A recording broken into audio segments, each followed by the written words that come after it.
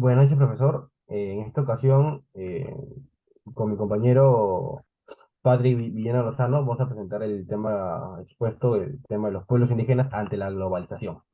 Para empezar, quiero hacer una mención de definir un poco qué son los pueblos indígenas.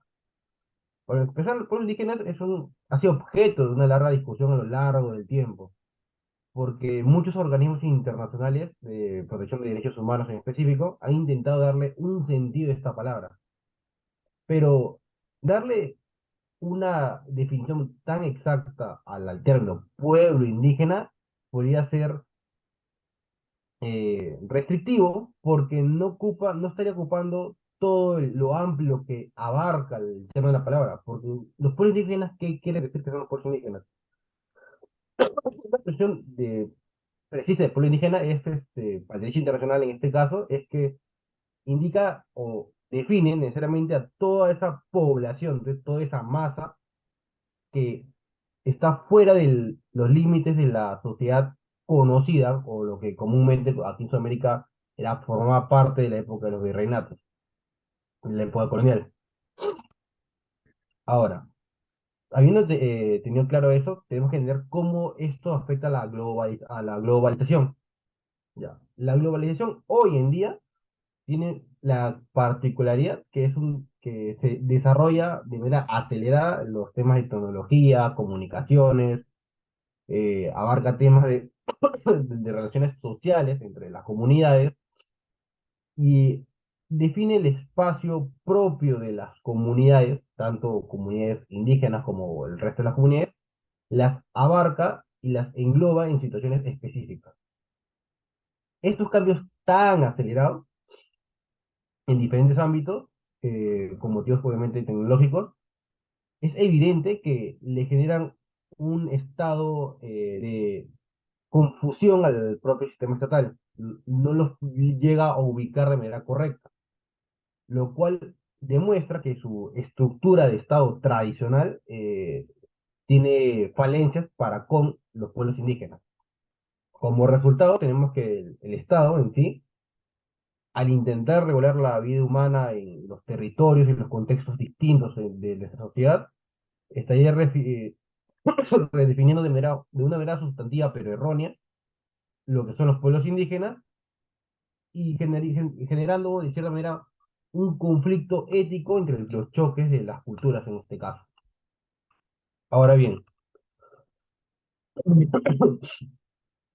una vez que podemos más o menos definir qué es la globalización, puedo permitirme citar que Castello lo define como la expresión más determinante es la interdependencia global de los mercados financieros permitida por las nuevas tecnologías de información, comunicaciones, favorecidas por la desregularización y liberación de dichos mercados. Eso se traduce en que el sistema fuera de los pueblos indígenas está avanzando, está modernizándose constantemente y los pueblos indígenas que están sucediendo se están estancando, que es un tema que lo comentará mi compañero Patrick más adelante. Ahora, estos pueblos indígenas, estos pueblos apartados o no unidos al resto de la sociedad o no considerados dentro de la sociedad, tienen sus propios derechos, o mejor dicho, han reclamado sus derechos durante mucho tiempo. Estos derechos abarcan, lo vamos a encontrar en el convenio 169 de la OIT y el 107 de la OIT. En primer lugar, el 169 de la OIT menciona que, bueno, o lo vamos a encontrar explícitamente mencionando que los pueblos indígenas tienen derecho a participar en las decisiones que les afecten, que les afecten directamente a sus comunidades y que a su vez tengan derecho a mantener y fortalecer sus culturas, que no se pierdan, que no se queden en el olvido. Por lo que ratificar este convenio ayuda a que el Estado y la sociedad misma se comprometa a mantener la larga historia que mantiene esta cultura. Ahora, el convenio 107 de la OIT menciona que, en este caso, el Perú tiene la particularidad de que las masas de los pueblos indígenas, las personas, las que tienen esta cultura mayoritaria por zonas, porque considerando que Lima o las grandes ciudades son comunidades, eran consideradas comunidades pequeñas, reconozcan aún más las culturas propias de estas comunidades y que además estos pueblos sean asimilados como tales, y no sean considerados o excluidos del resto de la sociedad, sino que sean considerados como peruanos como tal, no se le haga la distinción de tú ciudadano peruano, tú ciudadano perteneciente a pueblos indígenas, no, todos formamos parte de una misma comunidad, todos tenemos que ser asimilados y juzgados y vistos bajo la misma lupa. Ahora, también los pueblos indígenas han reclamado los totales derechos a lo largo del tiempo. Eh, ¿Por qué? Porque eran considerados como pueblos aislados que de cierta manera remarcaban su dignidad como valor personal, como persona única, persona del poblado, pero que no contaban con un nivel amplio de libertad, no contaban con un nivel amplio de derechos humanos que se les reconozca. Es por esto que los convenios han ayudado a reafirmar la idea de que los pueblos indígenas y las personas pertenecientes a estas culturas tengan sus propios derechos, tengan sus propias, se respeten sus propias culturas, sus propias creencias, y se les asimile a la sociedad para que todo el multiculturalismo que existe actualmente sea visto normal y sea visto y sea respetado bajo la misma lupa. Para explicar la situación actual de los pueblos indígenas frente a la globalización y las estrategias que han adoptado, mi compañero Patrick le va a mencionar, va a hablar al respecto.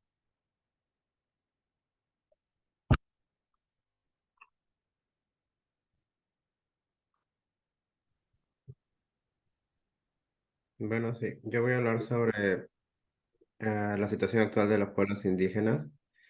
Ah, los pueblos, digamos, en este caso hemos decidido abarcar tres, que son la comunidad Jakaru, Quechuas y Aymaras, eh, considerando, digamos, la lengua originaria, indumentaria típica, las tradiciones, en este caso la medicina tradicional y también su actividad económica.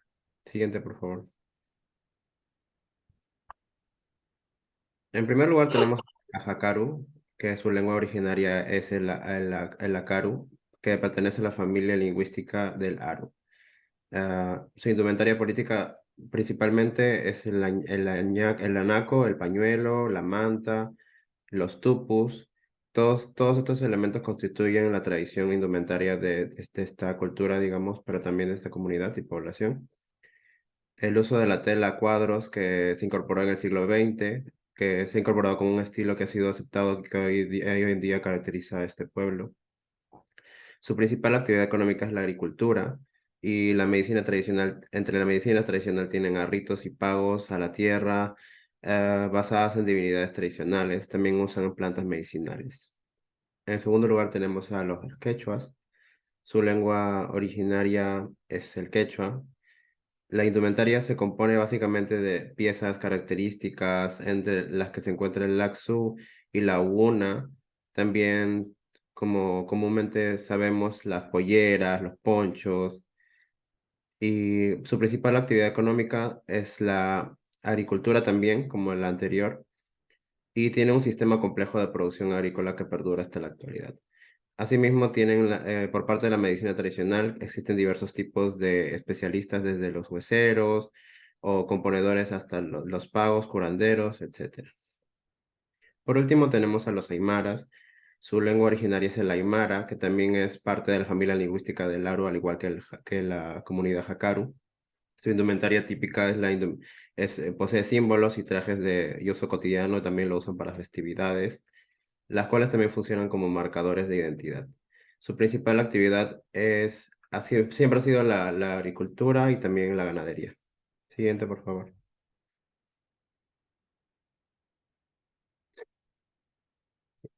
Como principales estrategias económicas que adoptan los pueblos indígenas en colaboración con el Estado para afrontar el proceso de la globalización. Digo, principalmente tenemos el primer punto, que es poner fin a la pobreza y promover la agricultura sostenible. En este punto se busca garantizar que todos los hombres y mujeres de las comunidades indígenas tengan los mismos derechos y oportunidades, también los recursos económicos y accesos a los servicios básicos como la propiedad, el control de la tierra y otros bienes. Es muy común, digamos, que estas comunidades luchen mucho por sus territorios y muchas veces sus territorios se encuentran amenazados. Por eso es importante garantizar los derechos territoriales de estas comunidades, respetando obviamente y previamente consultándolo a través de negociaciones y consentimientos previos. Asimismo, se busca conservar y utilizar los océanos, los mares y recursos de manera sostenible que estén, digamos, cerca a las comunidades indígenas, con el fin de proteger y conservar los ecosistemas marinos y costeros de pueblos indígenas. Esto es para garantizar la participación de los integrantes y su protección. Asimismo, también garantizamos la protección de su identidad cultural, sus tradiciones, por ejemplo, la técnica pesquera, que puede ser algo tradicional para estas comunidades. El siguiente punto sería promover y proteger el uso sostenible de los ecosistemas terrestres.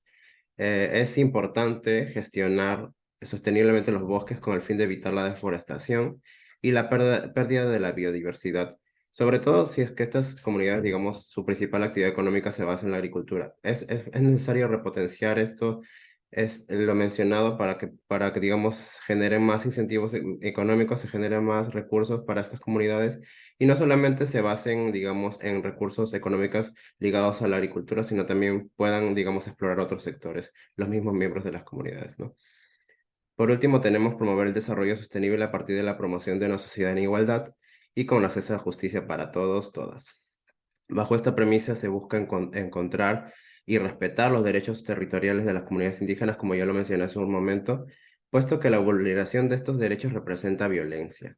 Asimismo, para el acceso a la justicia es importante que se establezcan instituciones eficaces dentro de las comunidades, que rindan cuentas a las mismas y éstas puedan tener, digamos, mayor acceso hacia la justicia, para que puedan representar su voluntad y seguir, digamos, la regularidad que nosotros en la capital tenemos, ¿no? Siguiente, por favor. Como consideración final del grupo, tenemos que los pueblos indígenas han ido obteniendo reconocimiento a lo largo de los años, aunque de manera muy paulatina y muy limitada. Queda asumir una responsabilidad social de que hemos tomado decisiones sabias, pero igual existe una diferenciación, existe una marginización hacia estos grupos sociales, que en este caso son las poblaciones indígenas. Es necesario establecer y ampliar derechos de autogobierno, darles más autonomía, incluir la participación de estas comunidades para que puedan representarse en el mismo sistema, ¿no? También hemos reflejado que en el resto de las constituciones latinoamericanas se han reconocido los derechos de los pueblos indígenas, lo que plantea una visión multicultural, digamos, y un nexo también para nuestro sistema jurídico con el fin de poder acostumbrarnos y no es necesario, digamos, que compartamos las mismas creencias o culturas, sino que podemos proteger a estas como una manera de legado y una manera de identidad cultural para estas mismas comunidades. Asimismo, es importante el reconocimiento de sus derechos, recursos y territorios, y sobre todo sus territorios ancestrales, sus tradiciones, sus técnicas, digamos, en la agricultura, en la ganadería o en otros sectores, por ejemplo, lo textil, y que digamos, todas las tradiciones que tengan se puedan conservar y respetar. Bueno, eso sería todo por mi parte. Muchas gracias.